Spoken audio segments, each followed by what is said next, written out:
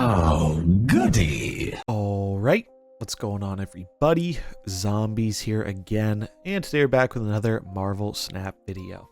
And today we're talking about Wiccan. So, if you watched my Young Avengers season review, overview type thing, I rated all the cards, whether or not I was going to pick them up and how powerful I thought they would be. And I was not the only one who felt like Wiccan just seemed like a whole lot of work for a payoff that some other cards just kind of did better. And well, for the Wiccan fans out there, you will be pleased to learn that this card is not nearly as bad as a lot of people seem to think it was, myself included. Now, I do think the applications for this card are still niche. This isn't a card you're just going to casually throw in whatever deck you want, because it has a very strict build around restriction to make the text actually work, and so you're not just playing a vanilla 4/7.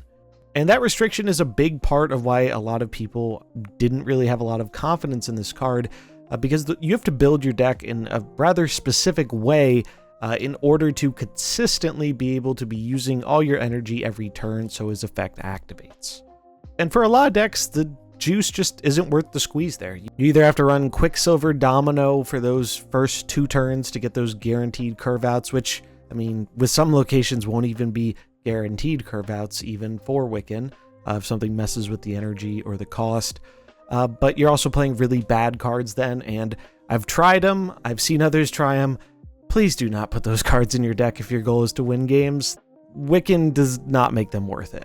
However, there were 2 decks from members of the community that I think really shined brightly and showed the full potential of what this card has to offer. So I thought I'd do a little something different here rather than doing the usual Theorycraft decks, day of release. We're doing day after. These are the 2 Wiccan decks I think are actually pretty good. Now, before you commit to buying this card for these decks, do remember that we have an OTA tomorrow, so things can change, and if you're on the fence, never hurts to wait that extra day to see what balance changes are made. Personally, I don't think there's going to be something that directly impacts either of these decks, but can't say for certain on that front. So if you want to be better safe than sorry in case something does change, wait until Thursday and we see the changes go live before investing in the card.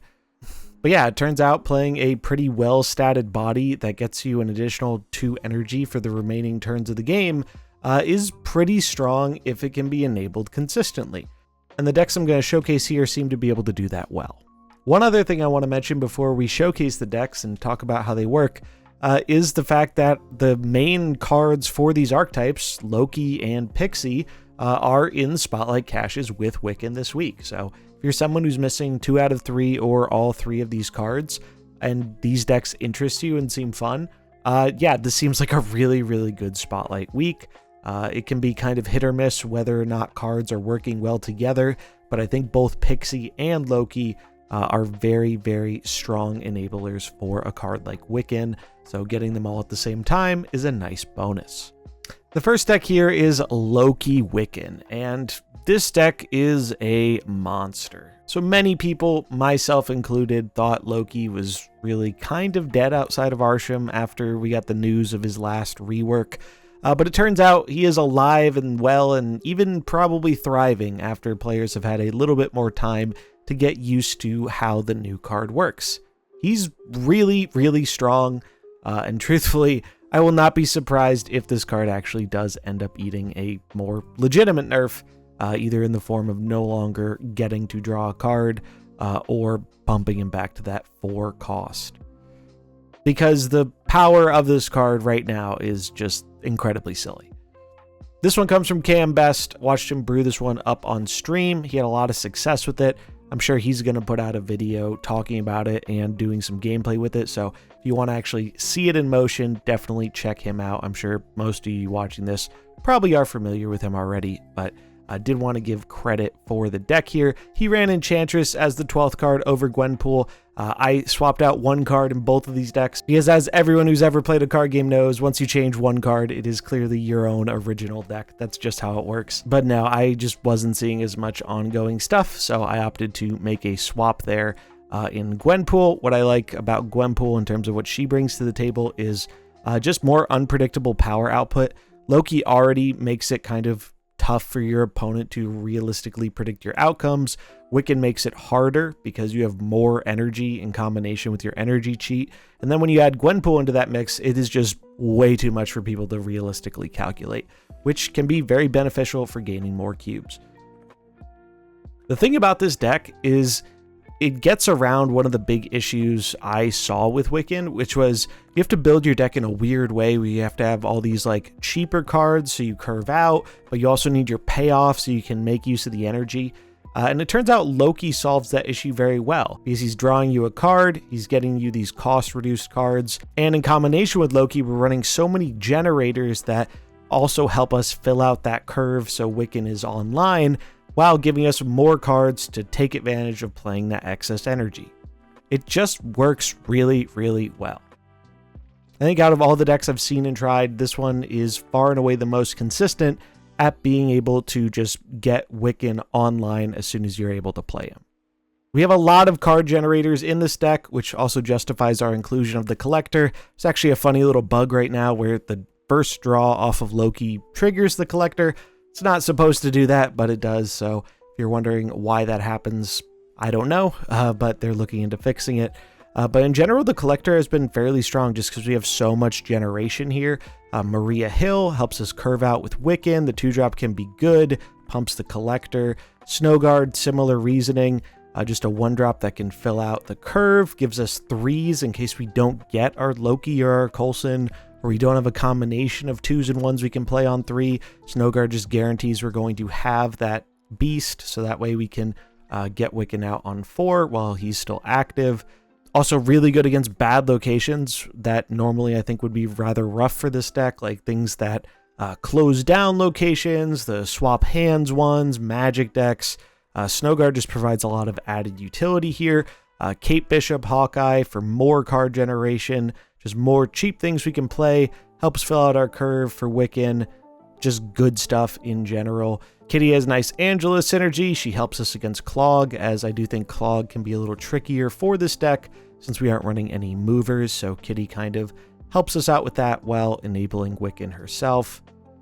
Quinjet's really good with all the card generation, obviously. I mean, doesn't matter a ton for Kate Bishop, but Snowguard animals, Loki cards, Coulson, Maria Hill, Quinjet just gets even more mana cheat added to the equation. Shang to kill the big threats, Gwenpool to buff up our stuff to make it even more impactful, having all this mana to play out a bunch of our cards in our hand towards the turn 5 and turn 6 of the game.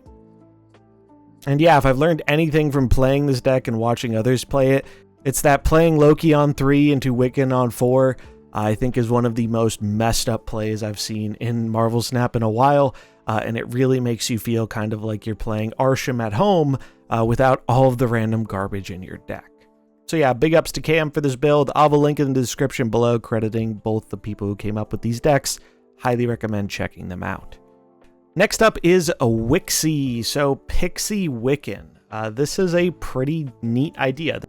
This one comes from Ika, or Ika's Show on Twitter.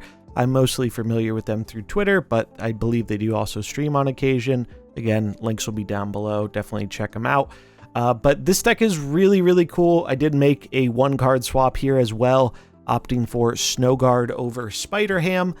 Just kind of a personal preference thing there. I really liked Snowguard in the Loki build, and so I figured I'd try it out again here, and it has not disappointed. I found the Snowguard animals are very, very valuable, both in helping us curve out into Wiccan and for winning games off of just interacting with the locations by either shutting them down or re-triggering them with the bear. We have a smaller Clog package here with things like the Hood, White Widow, and Viper. Not a super Clog-focused deck, but it's not that hard to end up clogging a lane with just some of these cards. Also, the energy cheat from Wiccan enabling a Magneto on turn 5, or sometimes even earlier with Pixie shenanigans, helps that Clog theme, because Magneto is a lot less scary to get down early when he is clogging up one of their lanes so he can't get Shang-Chi'd. Mobius helps us avoid the downside of not-so-positive Pixie flips, while just also helping us out with other matchups that do cost-reducing stuff, like Loki, Mockingbird stuff, or even just some beast cost reduction. Kate continues to be amazing here, just really good thing to play on 2, Getting those extra 1s can help us guarantee to curve out on 3 so that we're getting that Wiccan as often as possible. And she leans into the small junk package thing we have going here with the occasional acid arrow. Nico is always great in Pixie decks because sometimes you just get the Giga Nuts in Nico draw 2 into Pixie. It doesn't happen all the time, but when it does, oh boy, is it fun. The really cool thing about Wiccan in this deck is it gives us a second way other than Pixie for the deck to do the mana cheating shenanigans it really wants to do. I think when it only had Pixie, it was a bit too reliant on her, and if she whiffed or if you didn't draw her, the rest of the deck just felt significantly weaker. But with Wiccan, now we have a bit of a backup plan there that also enables being able to do both those things at the same time, which can be pretty crazy. In terms of our top-end threats here, we have Cersei, Alioth, and Magneto. Magneto, really good for the clog plan stuff, also just good for taking people by surprise. Magneto's not super popular nowadays, so a lot of people aren't playing around that, and you can definitely take people for some extra cubes that way. Cersei, generally good in that she gives us another way to get rid of some of these smaller bodies that aren't super impactful on our side of the board, namely things like Hood, White Widow, Pixie, or if our opponent tries to fill us up with some of their own junk, Cersei can be very, very good at kind of flipping that lane unexpectedly. And then Alioth is just really good at closing the door on the final turn, or sometimes earlier if you get that Wiccan ramp or Pixie flip. These are cards where it's just like there's a reason they're so high costed, so any way of cheating them out or getting a cost reduction on them can be pretty backbreaking. You do just want to keep in mind with this one, if you are planning to close with it, you really need to do your best to fight for priority going into that final turn of the game. Otherwise, its effect won't really do anything. Again, big shout out to Ika. I think this is a phenomenal build for Pixie. I've liked Pixie as a card for a while, but it really has felt like she just hasn't found the right home yet. There were some, Pixie decks in the past, but I feel like she never got to shine to her true potential. And for the first time, I think she actually is doing that with this deck. One last pro tip for this one from Ika himself, and that is Pixie decks should be treated a bit like Mr. Negative when you're playing it, where don't be afraid to retreat if things aren't really going your way, if it's looking like you're not going to be able to do your Pixie or Wiccan thing, because this deck leans on that very heavily. Not saying it can't win without those cards, but it is very much built to capitalize on them the most ways possible. So if you're not able to do those things, you're going to be in a worse position. So don't be afraid to get out of a game where it looks like you're not being able to do those powerful things. And on the flip side of the coin, make sure in the games where you are doing those really, really powerful things, you're snapping to get the most value out of them. And yeah, that is going to wrap it up for the 2 Wiccan decks I think are actually pretty awesome and make the card kind of worth buying if they look appealing to you. Again, definitely check out the links below to the deck creators. They deserve all the credit. They made some very cool stuff here. I just want to help get the message out there that this card is actually kind of cool and not nearly as bad as many people expected. I'd also love some feedback on what you think about this type of video. Do you like it compared to the normal theory crafts? Do you not? I'm trying out a lot of new stuff on YouTube here. Got some cool stuff in the pipeline too that's going to be different as well. So yeah, I'm curious to hear your feedback on how you like this compared to the normal pre-release theory craft, as opposed to like, hey, these are the things that are actually finding success after the card's release.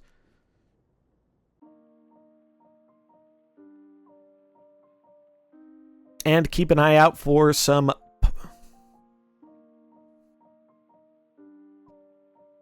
I'm planning on doing some neat post OTA decks tomorrow, so if you're looking for some new stuff to play right after the patch goes live, definitely stay tuned here.